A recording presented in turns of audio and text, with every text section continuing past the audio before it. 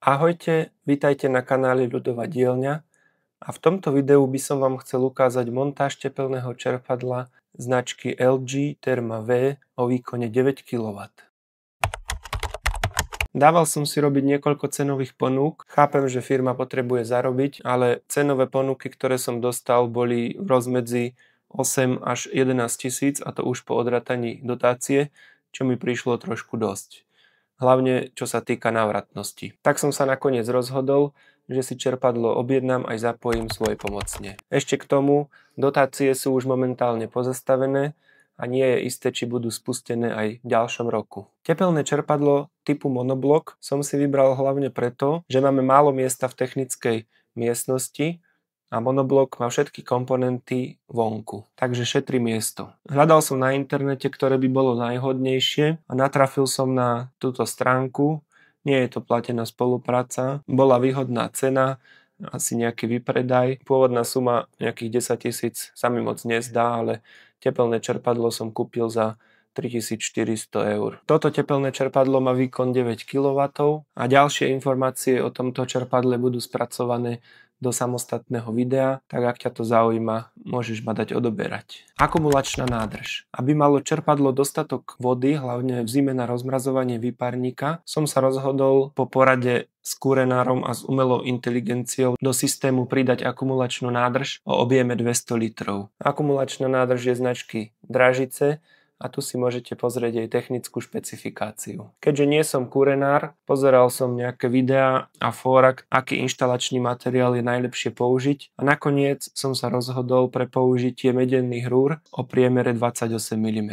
Prejdeme na samotnú montáž. Ako prvé bolo potrebné čerpadlo odniesť od hlavnej cesty k domu asi nejakých 30 metrov. Bol to dosť zaberák, ale zvládli sme to dvaja. Čerpadlo váži okolo 80 kg. Nasleduje vykopanie a zabetonovanie základov pod tepelné čerpadlo. Vykopané jamy sú hlboké 60 cm, nasledoval betón približne zarovno so zemou a následne jedna rada debniacich betónových tvárnic. Pod každú nožičku jedna. Ešte do čerstvého betónu som zapustil nerezové závitové tyče so závitom M12. Pod tepelné čerpadlo išli takéto gumenné silembloky, ktoré boli súčasťou balenia tepelného čerpadla. Napojenie tepelného čerpadla. Čo sa týka pripojenia vody a elektriky, tak začnem najskôr elektriku. Elektriku som mal trošku na boku, tak som musel ešte zakopať do zeme takých 30 cm kábeľ dolu, to bude zateplené, schované pod polystyrenom, no a takisto som káble dal do UV odolných hraničiek. Tuto napravo je vstup pre napájanie a naľavo sú riadiace káble. Jeden tam mám internet dotiahnutý znútra spolu s HDO na ovládanie nízkeho tarifu a znútra termostat. Čo sa týka vody, tuto som to už začal izolovať, tak som tu dal takéto téčko s ventilom a znútra tiež. A je to kvôli tomu, že keď náhodou by som chcel vypustiť vodu, aby nezamrzla v prípade dlhšieho výpadku prúdu, alebo keď nebudem cez zimu doma, tak vypustím vodu z tepelného čerpadla a z tohto systému, aby nedošlo k zničeniu výmenníka, čo je vnútri v čerpadle. Ďalej som použil súku a takýto nerezový vlnovec polmetrový. No a potom meďou 28 donútra. Zapájal som si to sám, nakoľko kurenár, čo mi robil, nemal čas, tak som to vyskúšal, išlo to celkom dobre. Diery som vykrúžil vykrúžovakom na dlažbu, no a teraz to idem zaizolovať kaučukovou izoláciou. Asi dám 2 vrstvy a na to mám ešte takúto špeciálnu kaučukovú UV odolnú pásku lepiacu. A môžeme si ukázať, ako to teda vyzerá vnútri. Takže tu vychádzajú rúry z tepelného čerpadla zo steny. Hore je vývod teplej vody z čerpadla, ktorý ide priamo do akumulačnej nádrže.